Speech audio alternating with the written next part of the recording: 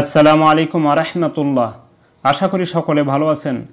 বিপদ আপদ মানুষের নিত্যসঙ্গী। বিপদ বলে কয় আসে না, কখন কার উপর সমস্যা দুর্বিপাক নেমে আসে তা কেউ জানে না।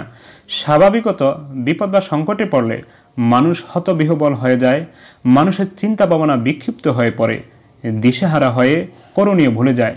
বিপদে পড়লে আল্লাহর কাছে সাহায্য চাইতে হয়, তিনি একমাত্র উদ্ধারকারী। তিনি চাইলে মুহূর্তের মধ্যে বিপদ আপদ চিন্তা ভাবনা মুসিবত থেকে মুক্তি দিতে পারেন।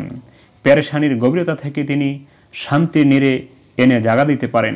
বিপদ আপদ থেকে পরিত্রাণের জন্য পবিত্র কোরআন এবং রাসূলুল্লাহ সাল্লাল্লাহু আলাইহি ওয়াসাল্লামের হাদিসে কিছু দোয়া আমলের কথা বর্ণিত হয়েছে।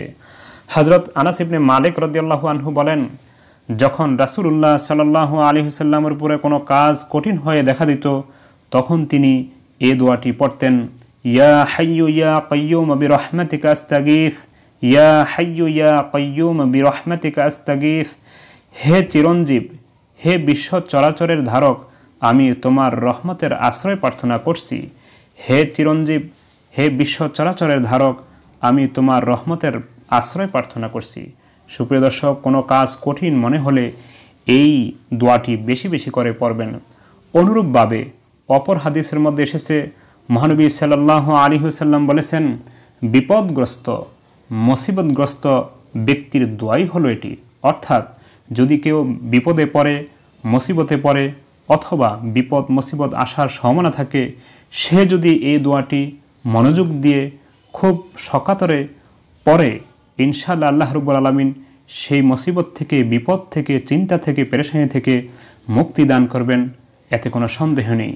সুপ্রিয় দর্শক, সেই দোয়াটি হলো, লা ইলাহা ইল্লাল্লাহুল আযীমুল হালিম, লা ইলাহা ইল্লাল্লাহু রাব্বুল আরশিল আযীম, লা ইলাহা ইল্লাল্লাহু রাব্বুস সামাওয়াতি ওয়া রাব্বুল আরদ ওয়া রাব্বুল আরশিল কারীম, লা ইলাহা ইল্লাল্লাহুল আযীমুল হালিম, লা ইলাহা ইল্লাল্লাহু রাব্বুল আরশিল আযীম, লা ইলাহা ইল্লাল্লাহু রাব্বুস সামাওয়াতি ওয়া রাব্বুল আরদ ওয়া রাব্বুল আরশিল কারীম।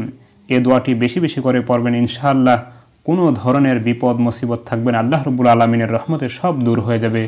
আমিন। আসসালামু আলাইকুম।